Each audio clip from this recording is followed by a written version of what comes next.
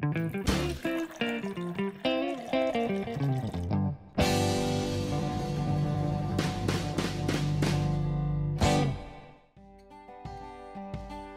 everyone, thanks for tuning into our Thanksgiving week video podcast. It's been a while since Matt and I have recorded a podcast together, but we're back in the saddle and have plans to record some thoughts far more often in the near future.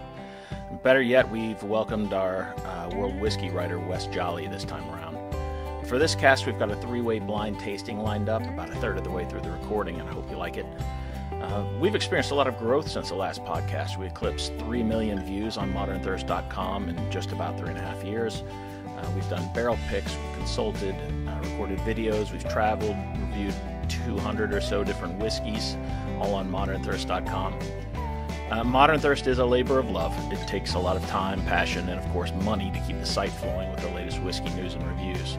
So if you like our content, please consider becoming a patron by visiting patreon.com/ModernThirst. A pledge of $10 a month gets you in the Glencairn Club, and after 3 successful billing cycles, we'll send you a Modern Thirst logo Glencairn glass, just like the ones you see on the site. Remember to check us out for hundreds of whiskey reviews at ModernThirst.com, and check us out on Facebook. Follow us on Twitter at Modern_Thirst. Our individual Twitter accounts are at Bill Straub, at Gator Matt, and that's Gator with an E, and at Wes Modern Thirst. Cheers and happy Thanksgiving. Hi, everybody. This is Bill Straub with ModernThirst.com, and we've got on the line, we had Matt Gates with ModernThirst.com, and we just lost him again. He's having some connection issues. We also have Wes. Wes, you want to introduce yourself? I'm Wes Jolly. I live in Colorado Springs, and I'm the world whiskey writer for ModernThirst.com. Looking forward to tonight. Awesome. We haven't done a webcast before. We have done some podcasts. It's been a long time, but this is the first time since we expanded the team to 3 that we've done any sort of a podcast or webcast or anything like that. Start doing these a lot more in the future. So let's hope everything goes smoothly. And judging by Matt's connection problems, it's not going to go smoothly. But I'm Bill Straub. I'm the editor and the founder of ModernThirst.com. I do most of the American whiskey reviews on the site. Wes is doing some as well. And then Matt Gates is going to join us as soon as he can get back on. And he's our beer meister and fellow founder of the site with me. Today, we just have a few things to talk about. I know some of the things that have kind of come to light in the last few weeks is Whiskey Advocate released their top whiskeys of 2017. And the top 5 are the only ones that I really, care to talk about, I guess. But they started out with one of my favorites of the year, which is the Elijah Craig Barrel Proof Batch B517. I had to work really hard to get a media sample of this. The marketing people from Heaven Hill and Evan Williams tried to send it to me 3 or 4 times, and we literally could not get it to come through at all. It kept getting sent back by FedEx, and they kept saying you're not allowed to send any alcohol or anything like that. It was really ridiculous. But when it finally did show up, it was fantastic. It was literally one of the, if not the best batch of Elijah Craig I've had. It was one of the best, and I've gone through a bottle and a half of it. I've got one more bottle coming. Hopefully I can find some more of it because I absolutely loved it. I don't know what you thought about it, or if you got a chance to try that one, Wes. I've got this much left in a bottle that was given to me as a gift. It is, we just tasted it last night in a blind tasting. It came in number 3 out of 14 whiskeys that we did. And our Proper Pour Whiskey Club, we've tasted about 167 whiskeys so far, and it is in the top 25. That's actually strong. Last night we had actually the number 2 and number 3 whiskeys were both Elijah Craig Barrel Proofs. Batch 8 actually came in 2nd place for the evening, and it usually scores slightly higher than the 517. But I would say, of any of the bourbons I've tasted of 2017, the 517 would be up in the top of the list. I've kind of talked about this a little bit on Twitter. I'm assuming that some of the folks who watch this have at least seen me on Twitter before. If not, I'm at you can find our site at modern_thirst, and I'm at Bill Straub Jr. Jr. But some conversations I've had is that I really feel like this has been a weak year for American whiskey. I don't know how you feel about that at all. But I thought the last couple of years, there were a lot of new releases that came out that I thought were kind of unique and tasted very different. The flavors kind of popped a lot more. And this year, the more I drink, it just kind of seems like it's more and more of the same stuff that everybody's already putting out. Just been nothing interesting, to be honest with you.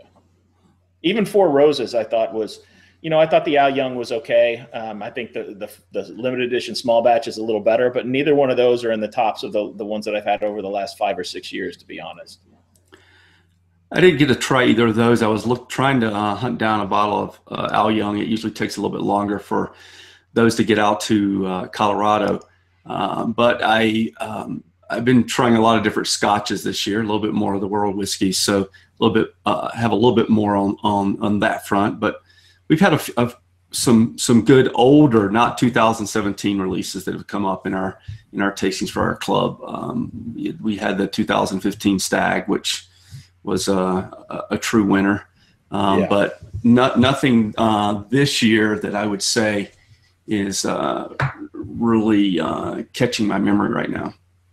That's kind of how I feel. I feel like there's been plenty of them that are fine. I just don't feel like there's been anything that's really blown me away or really popped. Now, I will say the exceptions to that, I thought the B517 was probably one of, if not the best batches of Elijah Craig that has come out. And just recently I tried this George Remus Repeal Reserve, and I think that if you like spicy bourbon, I think it's fantastic. It's 11 years old. It just came out, or it's just due to come out here, or maybe it just did last week. I can't remember. I got my bottle a couple of weeks ago from the marketing people. But Matt's finally joined us. Hopefully his connection holds up here. But Matt, we're talking about the Whiskey Advocate, their top 5 whiskeys of the year, and we started with the Elijah Craig. I think you tried this one when you were at my house last. But I was kind of saying I really think this has been kind of a boring year for American whiskey. I just don't think that anything new has come out that's been all that great. And I really like this Elijah Craig. I think it's a good whiskey, but if it's whiskey of the year, I think it's been a pretty sad year. I'm still playing guess what he's saying. I heard some things about not a very exciting whiskey year. I know some of your thoughts here, so I can assume some of the things you're saying, but it's just still pretty frustrating here. I heard Remus there too, which I'm looking forward to trying that new one, but it's kind of dumb for me here talking to nothing here. So I no, we're just saying that it's been kind of a boring year for American whiskeys. And I like this one. I like it a lot. I think it's a great bourbon. I don't think it's not up to snuff with what the past few years would have been whiskey of the year, in my opinion. One that I would say has made it got our attention in the group that did come out this year, that's gotten some notoriety, is a barrel bourbon release, Batch 11. Mm-hmm. Actually scored pretty well. It's sitting at like number 15 in our group. It actually overall score came out a little bit higher than 517. I like 517 a little bit better. The group liked Batch 11. I ended up getting 2 bottles of that, and I finished one of them already. But I think it was sourced out of Tennessee, most likely. I think Dickel. Almost everything sourced out of Tennessee is from Dickel, from what I understand. So that makes sense. Now, was that one barrel finished, or is that I don't think I've had Batch 11. It is not barrel finish. It is a barrel. All of them are barrel proof. I think it's right around 122 proof on that one. Very nice.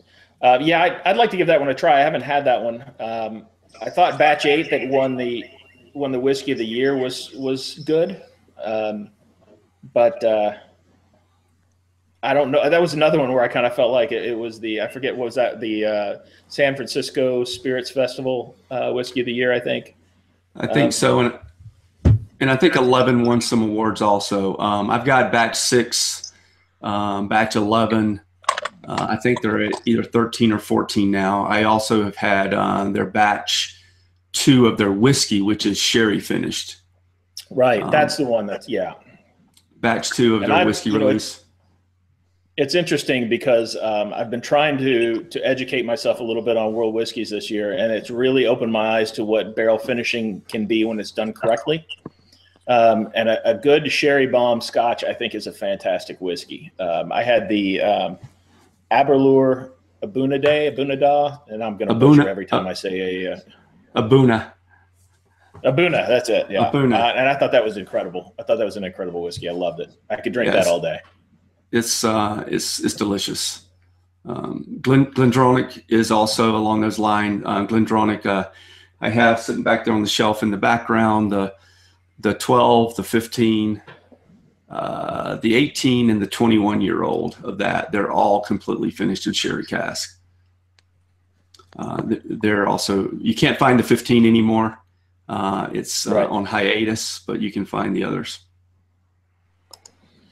Okay, I'm back. I switched to the phone app, and that seems to be working fine. I don't know if the sound is worse for you guys, but I can hear everything good and see everything. Well, that's better then. We can hear you, and the picture's fine. The microphone's a little tinny, but that's all right. It's fine. So we've been talking about obviously the whiskeys of the year from Whiskey Advocate, and we were just talking about the barrel proof Elijah Craig 517. I do have this C917 coming to me here. And a buddy of mine has a bottle for me. I just have to get together with him and get it from him. But I haven't tried that one yet. The number two. You're you just get all the barrel proof picks just sent to you now, but I guess that's not the case.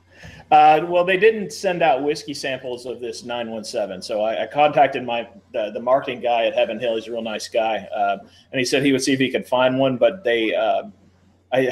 honestly, I think they may be getting wise to the fact that they don't have to send out media samples to people because they're so well received that everyone just buys them up anyway. So who knows? Yeah, the limited release, they're going to get sold. So I don't know if it's just they just like the hype for their overall brand or what. But. I think Parker's, they had I don't want to say missteps, but that malt whiskey was disappointing to me for Parker's, and it's probably been good that the last 2 years they've sent out samples of the Parker's to get people back on board with it. But it wouldn't surprise me if next year that goes away as well. But I don't know. It's not like they have a shortage of whiskey there. When they took the 12 age statement off Elijah Craig, it left them with tons and tons of extra age whiskey that they really don't have earmarked for anything right now. So who knows? Do you think the malt whiskey was even ever had a chance? Do you think they could have even put anything in that bottle and had it well received? I think the issue with it was more of what it was. When you drank it, I don't know what anyone really thought they were going to get going into that. It's not a bourbon. It doesn't taste like bourbon. It doesn't taste like a Scotch. It doesn't taste like an Irish whiskey. It doesn't really taste like a malt whiskey. It tastes like a corny malt whiskey, which I don't know. I kind of thought it was a little disappointing. It's very unique, but it just didn't pop for me. My bottle's still unopened. I have of the Parker's Heritage. I've got the malt, the release. I have the wheat, which is gone now. That was excellent, and probably my favorite. I tasted the 24-year-old last year. I had the opportunity to buy a bottle.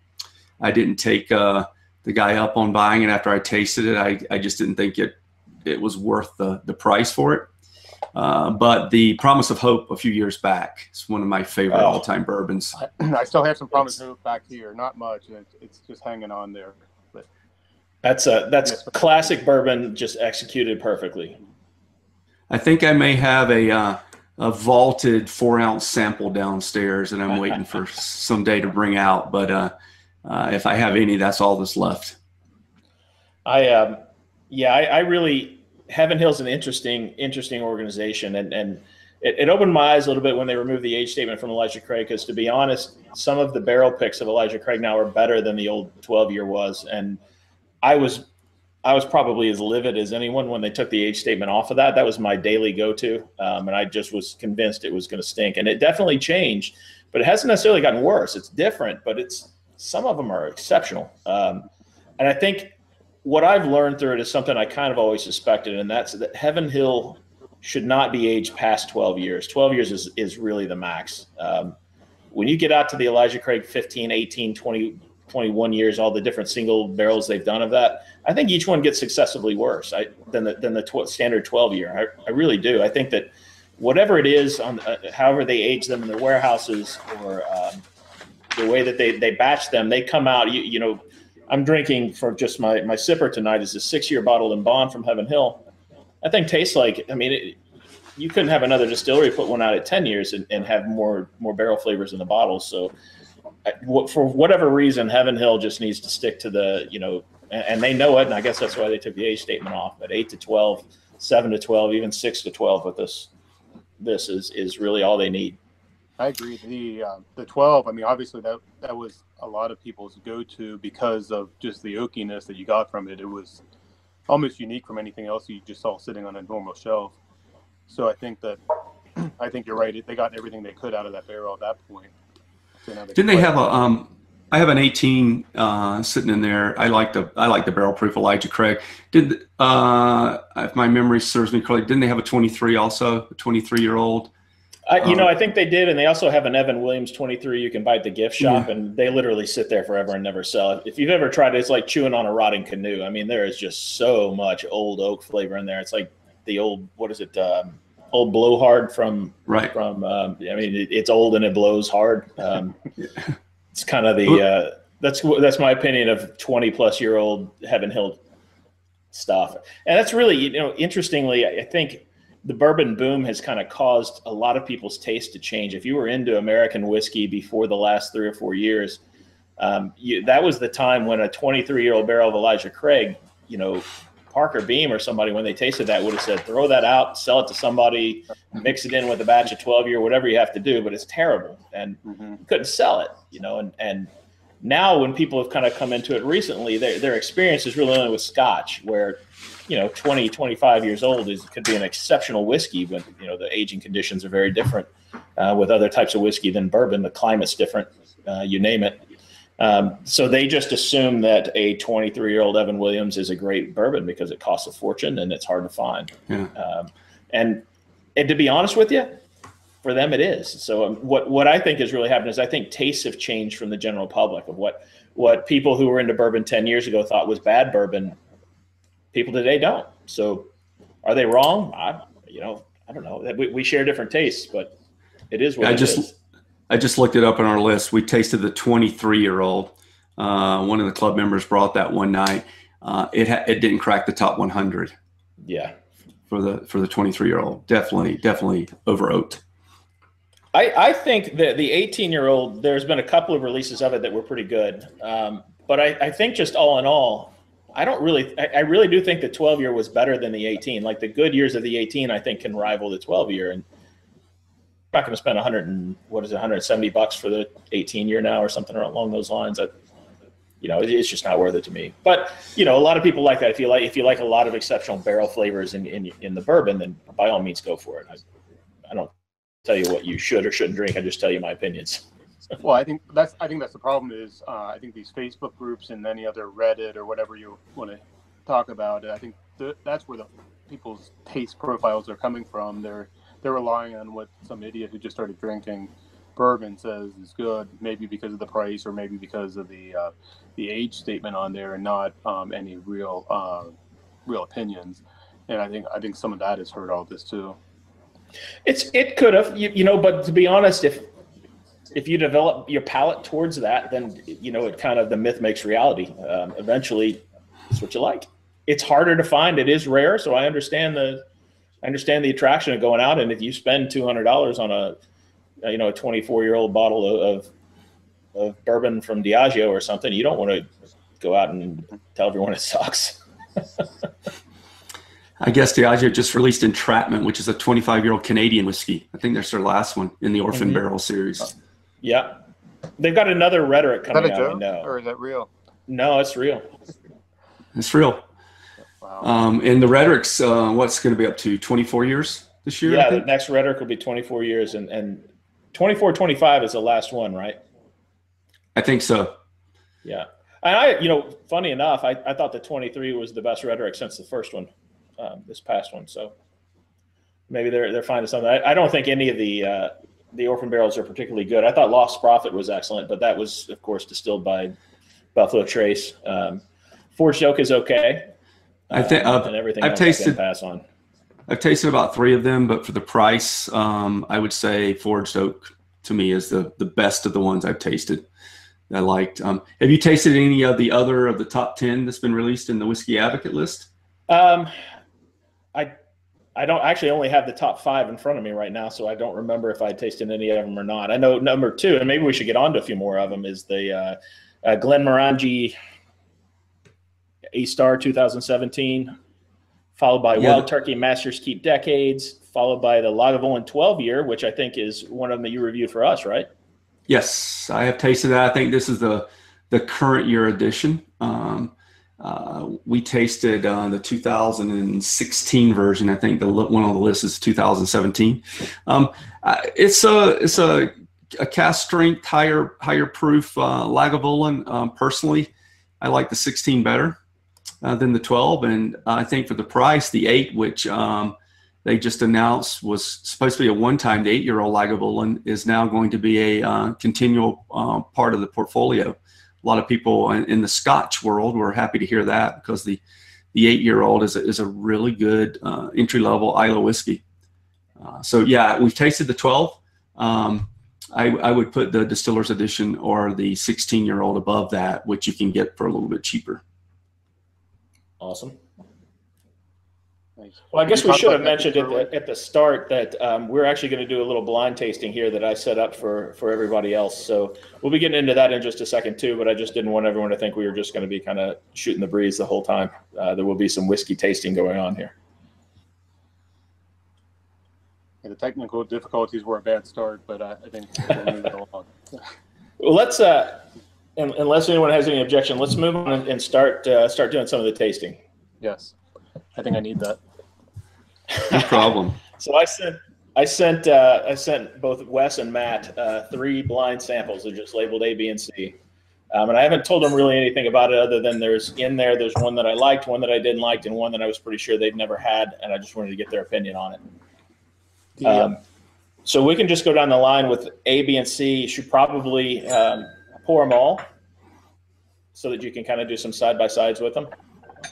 I've got my I know what they are, so it doesn't really matter that it's blind for me, but I've got my tasting stave all set up here. Now, you said that this is not a trick, but I don't know if I believe you. I think that means there absolutely is a trick. So they're all bourbons. There's none. In fact, 2 of them are bottled in bond, and 1 is barrel proof. Different distilleries, I assume, then? All 3 different distilleries, yes. I have not tasted any of them. I poured them a little bit earlier and nosed them just to get a sense of what you had sent us. So you said one of them is one you like, one you don't like. Yeah, one I was disappointed in, and one that I'd never had before until recently, and I just thought was interesting enough that I wanted to share it with you guys and see what you thought. I'm pretty sure that you guys haven't had this unless Matt broke into my bar one time when he was here, and it's possible. You kind of keep me locked out of there. I have to be supervised if I'm even close to that room, so I don't think I would have. He's always offering to crash on my couch here in the basement, and I always say no. It's a very real reason for that.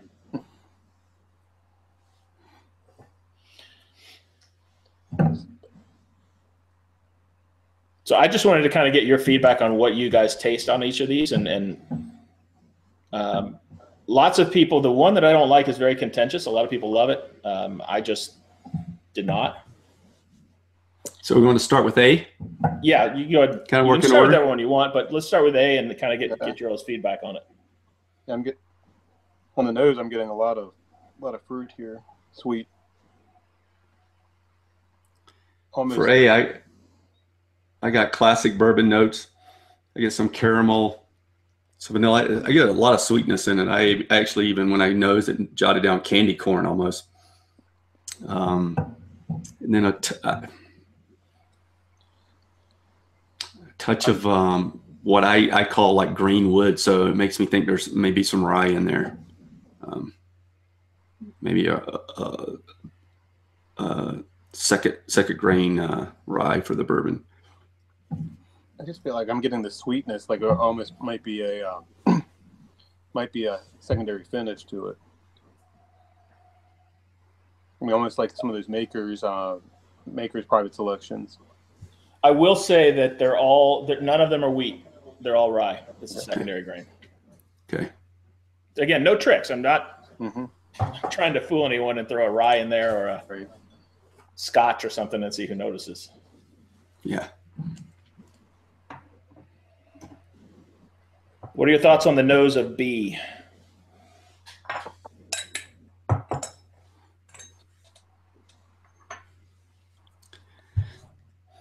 When I first nosed it, when I first poured it out of the bottle you sent, I wrote a touch of mustiness, I thought, on it. But then I wrote down brown sugar, molasses, very pleasant,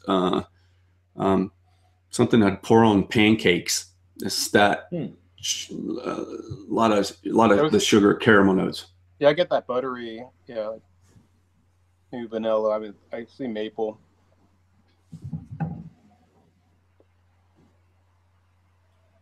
I think it smells a little younger than the other one.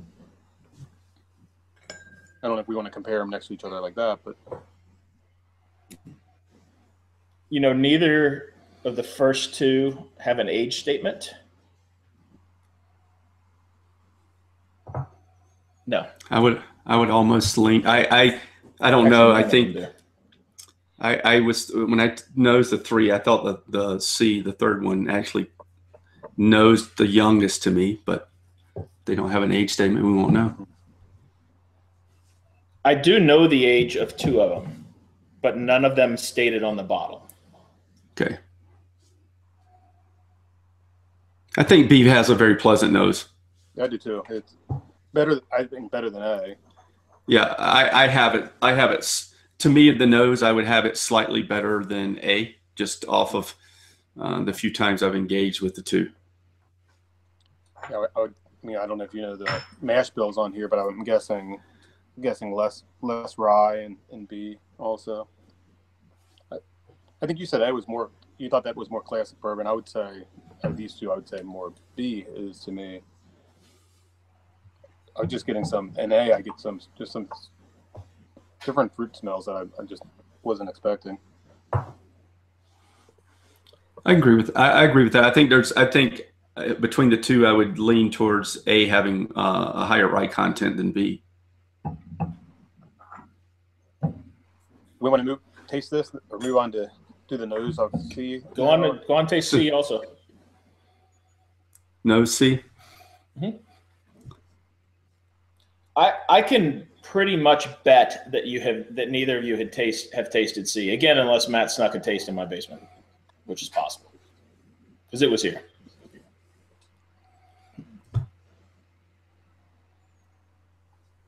My initial on C is that, to me, it's a bit more muted than the nose on A or B. I get a touch of spice. I get like a cola-esque note to it, with a little caramel, but like some flat cola. Oh yeah, I like that. It's it's definitely, like you said, muted. I was going to say something very similar. It just kind of took me a while to even get the aroma out of here. It's funny you said cola because I always get like a almost like Diet Dr. Pepper out of this. I could see that. I put cola, touch of spice. Of the three, to me, this one, when I nosed them, I thought seemed the younger of the three. But even like a green tea, maybe. Yeah. Mm-hmm. Yeah, that's definitely. Definitely. Mm-hmm. Should we break out the Modern Thirst flavor wheel and go through this? I don't think green tea's on there, but no, might have to add that to there, huh? I think that's actually in one of the books at the was it Town Branch Distillery? That's right. I was talking to somebody. I told you. Then they said, he's like, yeah, I think we have it in there somewhere, but I couldn't. He said maybe it's on the wall, maybe it's in a book. We need to. Yeah, our flavor wheel. A couple of times they've reached out to us and asked us if they could reprint it in some of their souvenir books, and I always said of course I don't care. As long as you give us attribution for it, I don't really care if you use our photos and stuff. Just don't steal it. But then I never hear back from them whether or not it's actually been used, so I have no idea. Let's get to the tasting, though. Yep. Back to A. I'm gonna guess A is the one that you don't like, but we'll see here.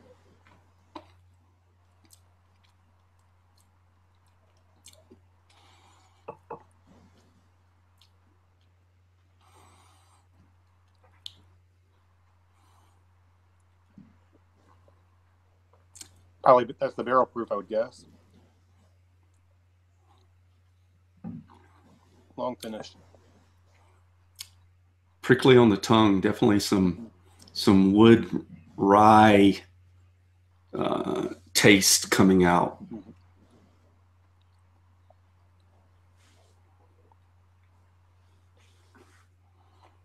It's not as fruity as on the nose. Maybe more dried fruit, if anything.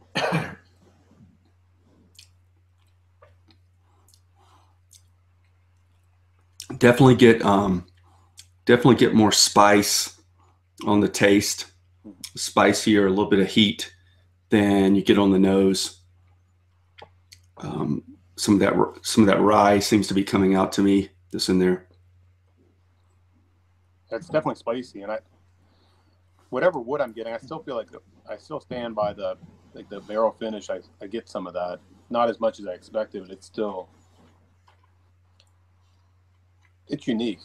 What kind of barrel finish do you think it is? Like a pre-used barrel, or just a double oak type thing? No, well, almost like a port barrel, but it's not that extreme. So I don't think I can pick the. If there was another barrel, to me, it would be I would say that it would be a second oak, another, put it in a charred oak and then something else. If that was the case, just by the wood that I'm getting out of it. Do you think it's got a barrel finish, Wes? I do not think it has a barrel finish. I think that it could possibly be, maybe be put in a different oak after it's aged a little bit, but I don't know if it has a finish. Well, I will reveal that when I said that there were no tricks. None of these have any sort of special finishing or anything like that, or special barreling for that matter. Mm-hmm. Okay. I would say, to me, the taste is lower than the nose on that. It goes down for me on the taste compared to what I got on the nose for A. I won't say too much on it, because I think I've probably discussed some of these with Matt several times, if not with Wes via email or something like that. So I don't want to reveal it until we're done tasting all three of what's what. So I won't share too much of my taste thoughts on any of them. Let's move on to B. So we're the guinea pigs. You're the guinea pigs. The main thing I want to illustrate with this is that palates can differ very much, and when tasting blind, it can very much change how you perceive things.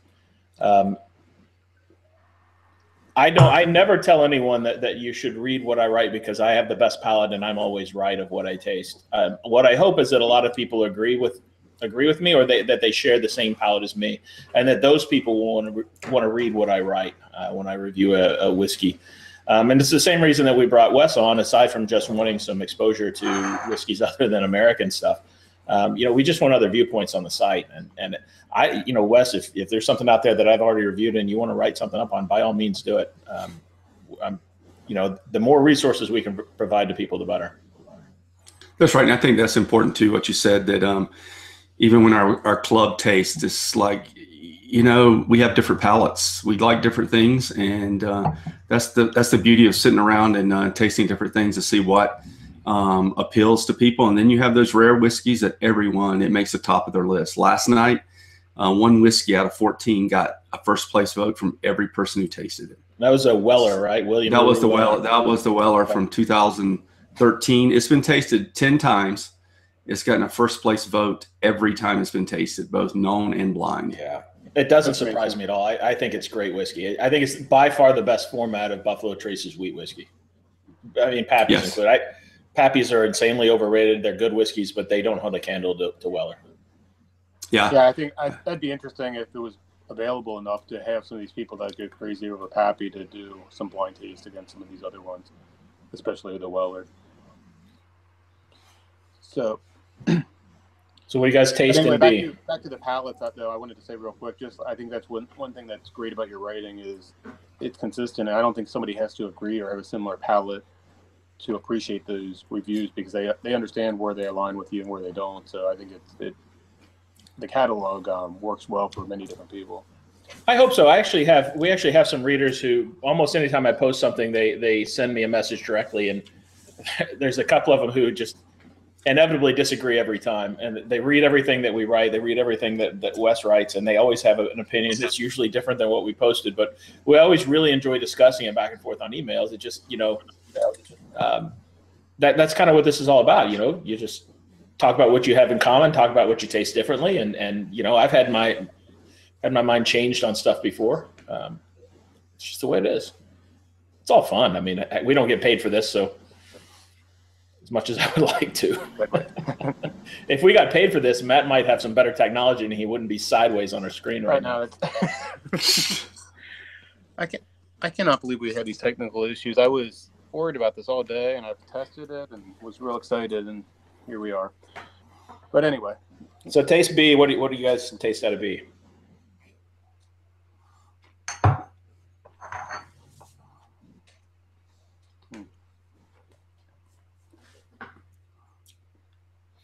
I like that a lot. That's vanilla.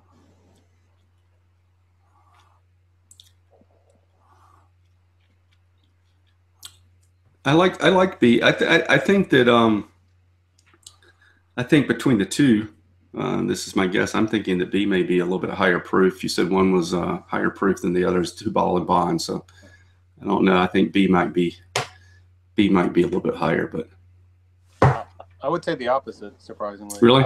I think and maybe it's just done better, but I feel like that's just so it's real smooth to me.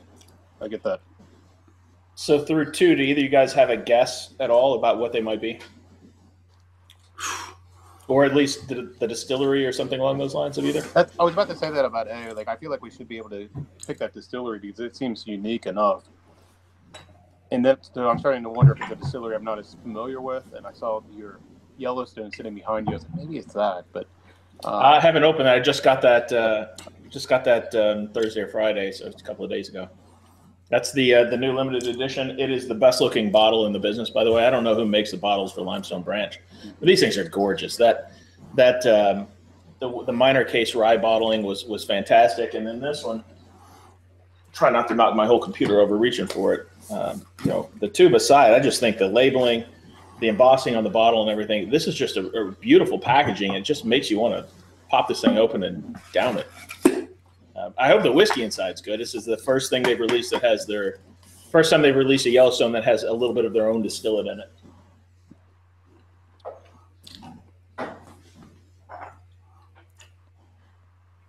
I'm trying to know to better. I would say B was a weeder, and it's kind of leading me to guess Buffalo Trace on there too. But I feel like I must be way off if you don't have a weeder in here.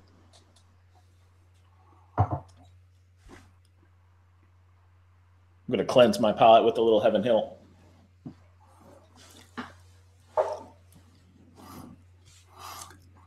There's nothing that's jumping out to me to narrow them down.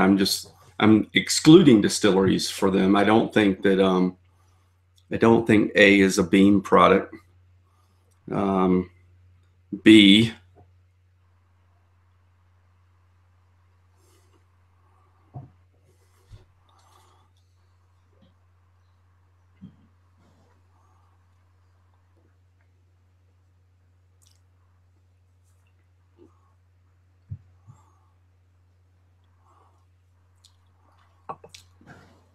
not getting anything. Trying to think of what would be out there that would be bottle and bond or higher proof that I've tasted. Personally, between A and B, I prefer B over A. Me too. On both the nose and on the taste. Let's move on to C.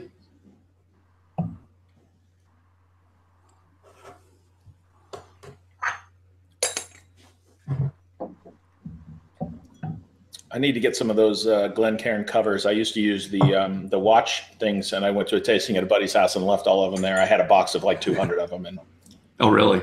Yeah, the watch lenses. What do they call them? Okay. Yeah, the watch lens, and then I got the sometimes they're called ginger tops, I think, for the Glencairns. And last night I had 35 Glencairns full with whiskey for the tasting. So Well, a lot of glasses to be washed last night. Yeah. I have found that Glencairns actually can be put in the dishwasher, and I have a lot of them, so I'm not afraid to do it. So yeah, I do that as well. There's regularly one of those in the dishwasher in the morning.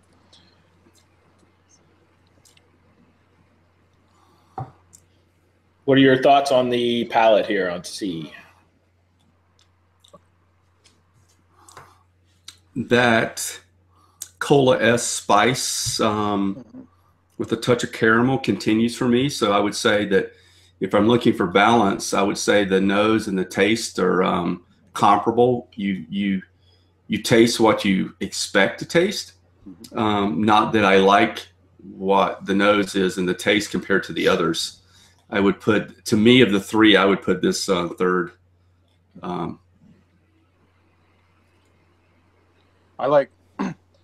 get that Dr. Pepper, the Diet Dr. Pepper in there still, since you said it, but I'm still getting, I'm getting some other spices in there too. Baked goods, maybe. I know that that's a common descriptor that you use. But I'm getting that there, as well as just some. I do say this is a fairly tannic whiskey. I Yes. think you can get a lot of the barrel tannins in this. I do on the end. It lingers with you. That little spice, wood, numbing of the tongue sticks with you from the tannins a little bit more on C than either A or B. I think, to me, I still think that C is the younger of the three. Well, I was going to say I get a lot of corn in there, so that would kind of speak to that. It's kind of that sweet corn right before that tannic comes at the end. So you guys have any other thoughts or anything before we start the big reveal? But if we're back to the whole distillery thing, I think C seems most like Heaven Hill to me. One just has me, or A has me lost. And let me revisit B real quick here. I will note that B is by far the lightest in color of the three in my glass here.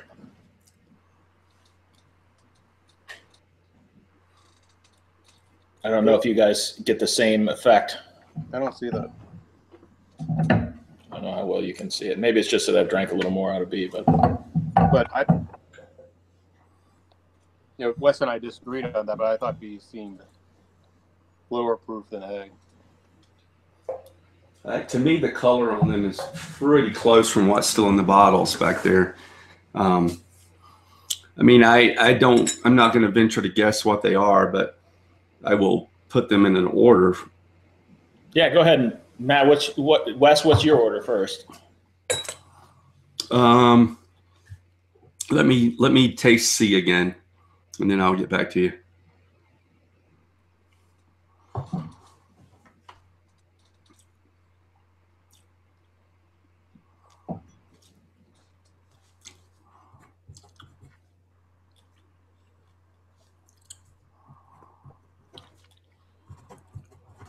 Matt, you don't fit in. I think you need to grow a beard, by the way. You seem to be the only beardless one here. I have some scruff. This is as close as I get to a beard. I'm afraid some gray hairs are going to pop out of there if I grow. Oh, you may not be able to see it here, but I've got streaks of gray running through mine. I just turned 42 yesterday, so I hit the Old Forester birthday bourbon pretty hard. And I do want to point out that someone sent us to review. It's called Morning Recovery. I've had this for a few weeks now, and I haven't had it yet because I've been doing a no-carb diet for 6 months now. And this thing is just loaded up with sugars and carbs. There's like 18 in this little bottle here. But it's actually pretty good because we kind of got after it a little bit. We had a little bit of birthday wine. I went out for Mexican and had beer. And I had quite a bit of bourbon, and I felt fine this morning. So it's called Morning Recovery. I'm going to have a review of it posted on the site, but you guys might want to check that out. There's been some articles I've seen online about this. It doesn't taste bad either. I expected it to taste a little bit like a Red Bull, but this I think is peach flavored, and it was pretty good.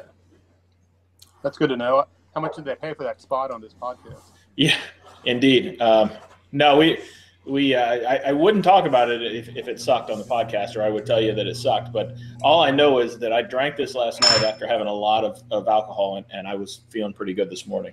That's awesome. If I had to rank them, I would put of the three for me, B is first, A is 2, C is 3. I say B is first also, but then I go C and then A. I have those reversed. I can't get around to A. I don't know what it is, and I'm hoping that that's the one that is somewhat controversial or whatever.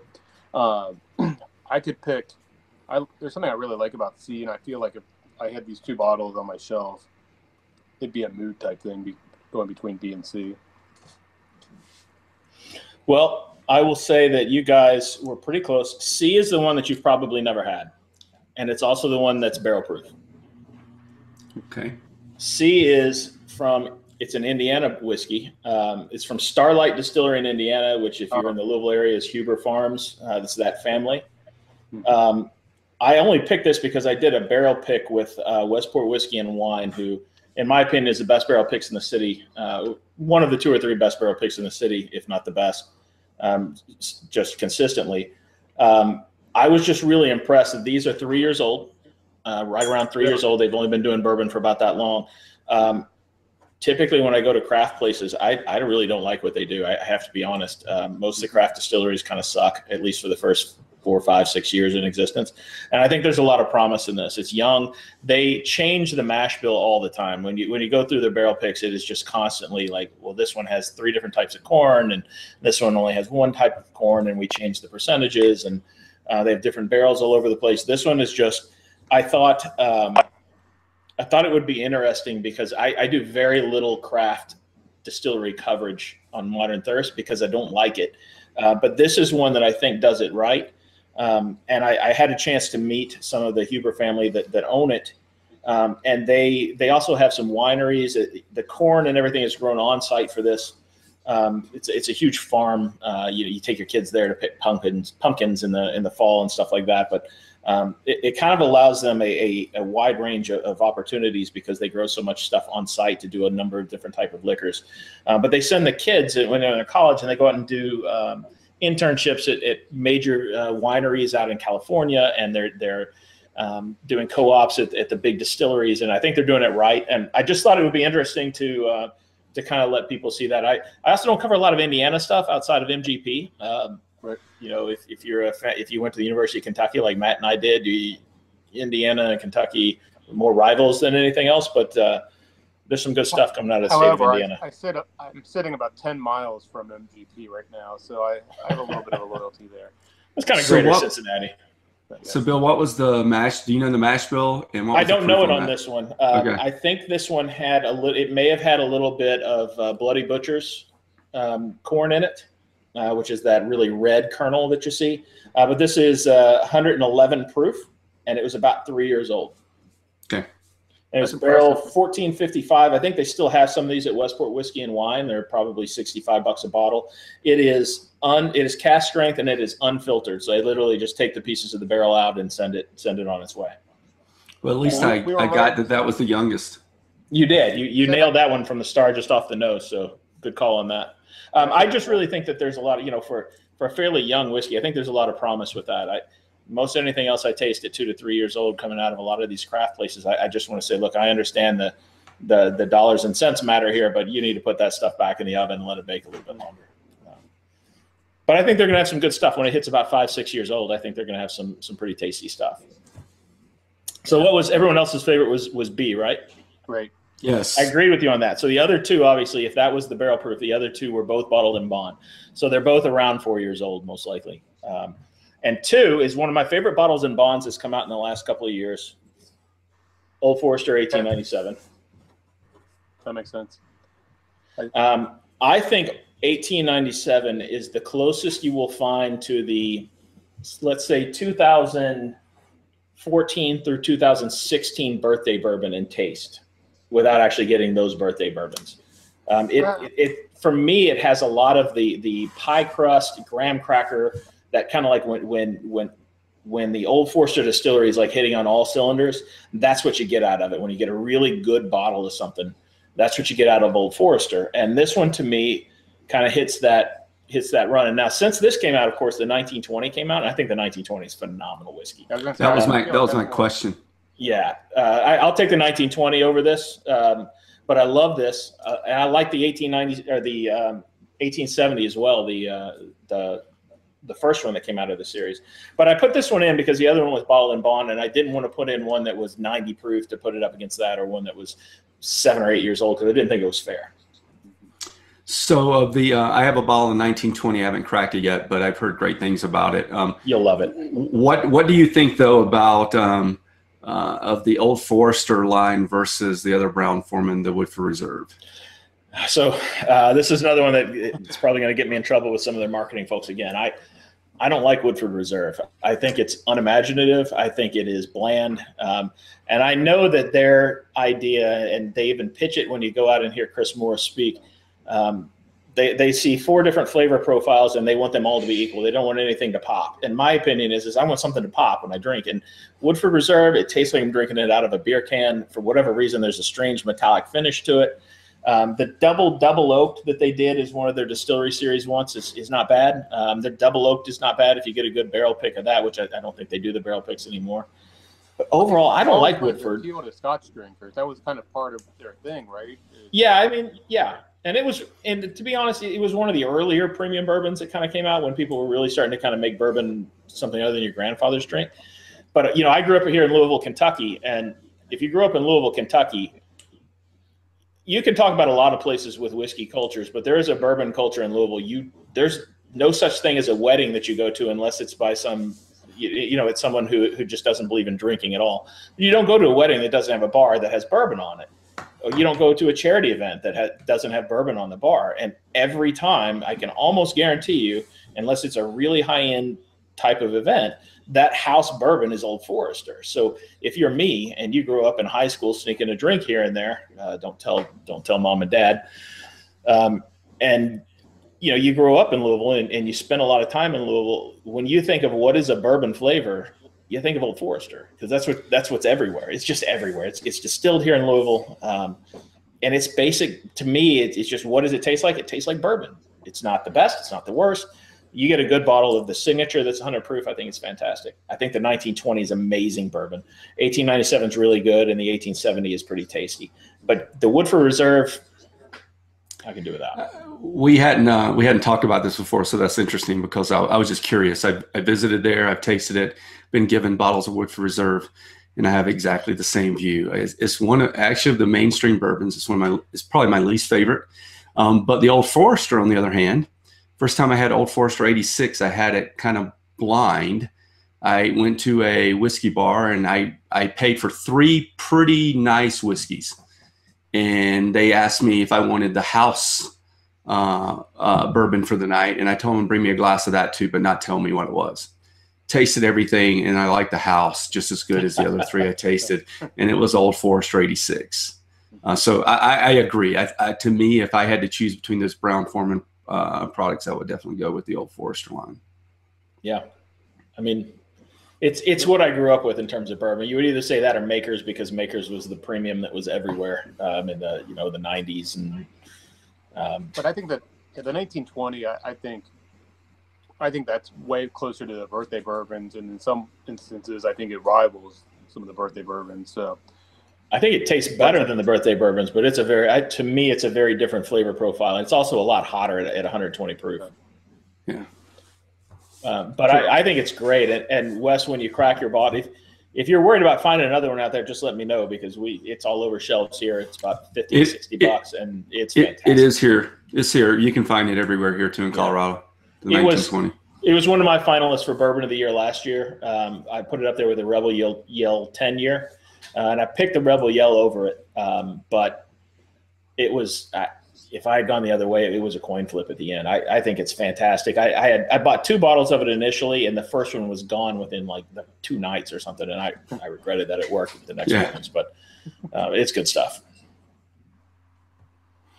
All right, so let's get on to number 1. So this is another bottled in bond. It's not a new name. but it is new whiskey. Some people love it. I have a theory, and if anyone watches this and wants to respond to it, I'm sure that they're going to tell me that I'm wrong if they're one of the fanboys. I don't know if you guys can see that. Oh, yeah. Old Bardstown, Willet. This is the Willet Distillate Old Bardstown. I was a Willet fanboy. I love the family estate. The white label, wax, you name it. I love that stuff. Obviously, they were buying that from mostly Heaven Hill and other places, but I was really excited when this came out. I actually drove to the distillery, and I never drive to Bardstown for releases. I don't line up for things. I don't camp out for things. I drove to Bardstown for this the day it was released, and I bought this, and I was so disappointed. I get menthol cigarettes on the finish and on the nose. And you got to work really hard to put menthol cigarettes into a bourbon. And it was kind of crushing to me. I expected so much out of Willet that, they've been around forever, even though they weren't distilling since before World War II, I guess. I just expected so much. And then when this came out, I was so, honestly, I think what did it is that at different events at the Bourbon Society meetings, different folks from Willet had showed up, and they had brought tastings of their new make at 1 year, at 2 year, and let us try it. And every time I kept looking at people around me, I was like, is there a weird spearmint flavor to this? Is there something that's really off? And everyone kept saying, yeah. And then when it finally went into the bottle, I thought, well, the last time I tried it, I think it was 2 years old. So maybe that extra couple of years in the barrel got rid of that. And my gosh, it is just, man, oh man, I'm worried. I'm worried for the future of them as a distiller. I really dislike it. I think it is off-putting. And the only reason this much is gone is that every time somebody comes over and we get into drinking a lot of bourbon, I'm always like, tell me if I'm wrong about this. Try this and tell me if you like it or not. And there have been a few people who like it or say, I can't tell the difference between this and any other after, the 10 bourbons we already drank. I think by and large, when you taste it blind, people don't tend to prefer it. You're right, though. It does have its fanboys out there. A lot of people were clamoring to get it when it first came out. Yeah. It's unique, no doubt. I mean, if they're going for unique, they have it. And I mean, obviously, Wes, you liked it. I think it's Actually, I wrote numbers down too. I had Starlight roughly, just visiting with the ounce pour I had. The range for me for Starlight, I would have probably put it in the 82, 83 range. I had the Bardstown around 83, 84, so they were very close. And I had the Old Forester between 89 and 90. I want to say not right around 90 is probably where I rated it on Modern Thirst. When I go back and edit this, maybe I'll actually post that on the video. I shouldn't have gave the scores, but no. So I had those two very close, one slightly above the other, but I thought there was a larger gap between B than either A or C. I agree with you. I think that the Old Forester is a very refined bourbon. You can tell that it's a company that has kind of refined its craft over a long. I mean, to be fair, they've been doing it for a long time, so. They do have a leg up on the competition. I worry a little bit about Willet, and the reason I worry for it is because I was such a big fan before this stuff came out. I love their ryes the MGP ryes that they bottled up. Even though I've got a little bit of the old wax top 4 year they used to release all the time at 110 proof. Just loved it. Loved the bourbons for years and years and years, and it just. I worry that if you can't figure out what's causing that, to me, that weird kind of stale menthol cigarette flavor, I don't know what to do with it. Well, I think the other thing we learned about them was, their 2 year rye. Now it's up to 4 years on that. When that first came out, we were all real excited about it. You could find it around a little bit, and it was okay. I liked it. I probably said good things about it at the time. And then we were going through Peerless, and we drank 9-month-old Peerless rye, and I was like, this is better than the 2-year-old Willet. So I think, there you go. So I think that's just one example of how, we thought it was better than it was, but because they had that nice wax top or whatever it was. Yeah, I don't, the ryes, The 2-year I thought tasted young, of course, because it was only 2 years old. I think the Peerless, it has a little bit of that to it, but there's a lot more sweet flavor to it. Now, the Peerless is a sweet mash, and it's completely computer controlled from start to finish. If you guys have done the Peerless tour, it is as state of the art as a distillery can get. I mean, I don't think anyone actually has to touch anything except a button on the screen. Yeah, set it and forget from start to finish. But it is interesting, and I think, Matt, you were with me then. I was with you when we tasted that 8-9 month stuff. I would have bought a bottle of it on site, so it was really good. But yeah, I hope Willet, maybe more time in the barrel will help that, because I will say that this, now part of it is that what I was tasting before hadn't been watered down to proof, and this has been watered down to 100 proof. But I'll say that spearmint, that menthol, that's, and I don't mean it necessarily in a good way, it's less prominent here than it is on, when they've taken their stuff to a tasting somewhere, their new make or anything like that. So I guess the hope is that they figure that out. But it does have some fans, and maybe, again, this is one of those where maybe my taste just differ from a lot of other people's. I don't know. But I think for 4-year bottled in bond, I expect more. If Heaven Hill can put this out for $11, right, or Old Forester can put out $18.97, or name any other bottle in bond out there, I feel like Willet can do better.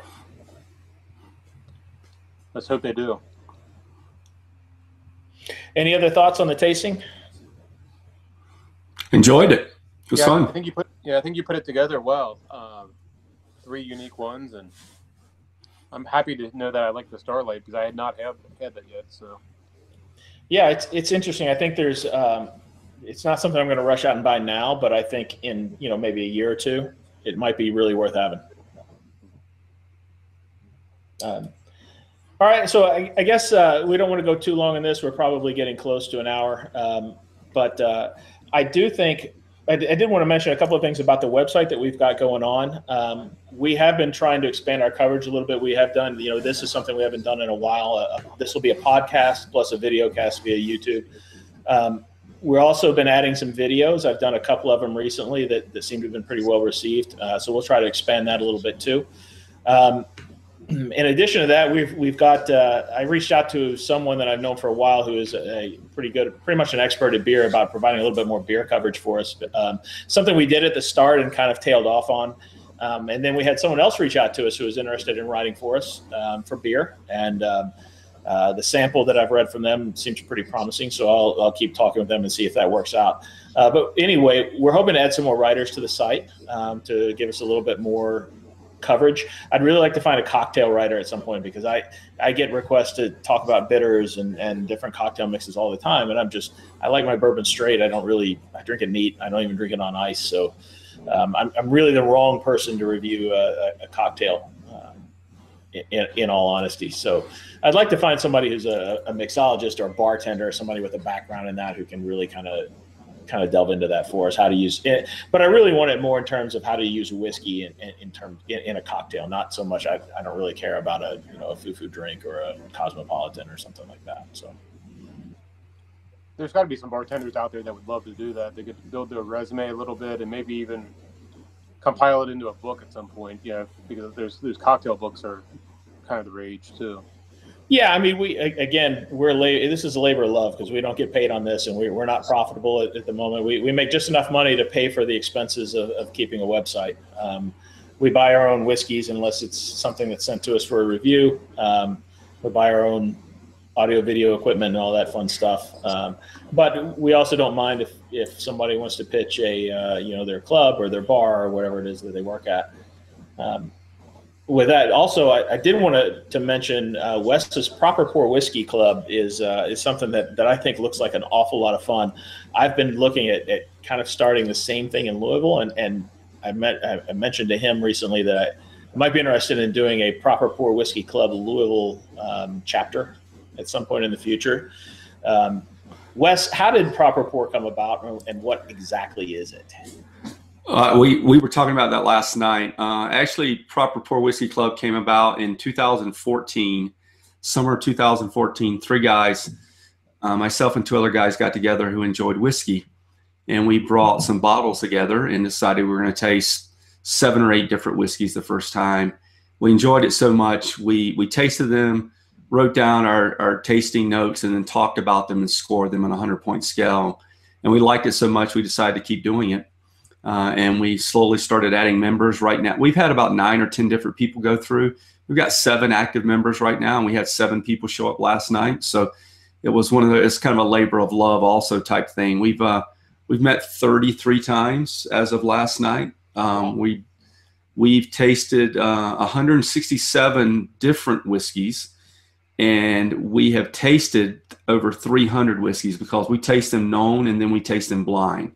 So you can get over the packaging and those things, knowing what you're drinking, and then it will come back in the mix blind. Just like last night, 35 months ago, we tasted William LaRue Weller 2013. It won. So you always wonder, well, what will it do when it's compared to something else when you don't know what it is? So last night we had 14 whiskeys in the mix, and Weller won again 35 months later. Been sitting in a 4-ounce French square bottle for 35 months. Came out, got randomly generated, came out, and ended up winning the night with a 97 average of 5 tasters, which is the highest score ever. Wow. Well, that's really neat. I might be reaching out if there's anyone listening in the Louisville area, any of our friends. I definitely want to start something. I've been a member of the Bourbon Society for a long time, and I kind of tailed off on that this year. It's too big. And, once you've heard Fred No speak 2 or 3 times at it, you've heard Fred No speak, and he is an entertaining guy. But at some point, I just kind of want to get together with guys and talk about whiskey. I don't necessarily need to hear somebody tell me about their whiskey or their whiskey product or something. So I want to get something going very similar to that, and I think the format that you've already started is perfect. So why not kind of build off of that? We even talked last night, if you guys do start something up, of having a joint tasting where we have like a video cast of talking about the same whiskeys. That could be fun. Colorado and Kentucky at the same time. One plug I want to make, December 1st, I'm going to start doing a daily review, 24 days whiskey advent calendar. Premium whiskeys, the majority of them are scotches. I've already opened up the first day. The first day is a 25-year-old Dalvini. So I'm going to try to do a short blurb each day for December 1st through the 24th of giving a quick overview and maybe a letter grade of what I think of the whiskey. So follow us on ModernThirst.com. Can't wait to see that. So I guess, again, we're going to go ahead and wrap up here. Does anybody have anything else to add before we sign off? Actually, I guess we should say happy belated birthday to you, and thanks for all you've done for our site. But looking forward to a lot more of this. Yeah, I think we should do this more often. I think it's a lot of fun, for one, and I just enjoy doing it. So let's keep doing it. I'm Bill Straub. You can find me at ModernThirst.com. You can follow us on Twitter at @modern_thirst. You can find me at Bill Straub JR. Matt, how do we get in touch with you? At GatorMatt.com, and Gator is GaterMatt, but Gator Matt on Twitter. Yeah. And you can follow us on Facebook at Facebook.com/ModernThirst as well. Wes, where are you? I'm on Twitter at WesModernThirst, and email is wes@ModernThirst.com, and you can go to the website and see the reviews on a lot of different scotches and American single malts. I'm looking forward to getting some more about the upcoming Stranahan Snowflake releases coming up on my birthday in December. So I'm going to do a little quick write-up about the last 5 releases of Stranahan Snowflake. I'll be interested in seeing that. And the Advent calendar, you told me about that a while back, and I'm pretty excited about that. That's going to be pretty neat. Great. Definitely. All right. Well, thanks for joining us, everyone. We hope everyone enjoyed this, or we hope someone enjoyed this. But you'll be able to follow us on iTunes and follow the podcast as well as here on YouTube. And check us out at ModernThirst.com for all your whiskey news and reviews. Cheers. Cheers.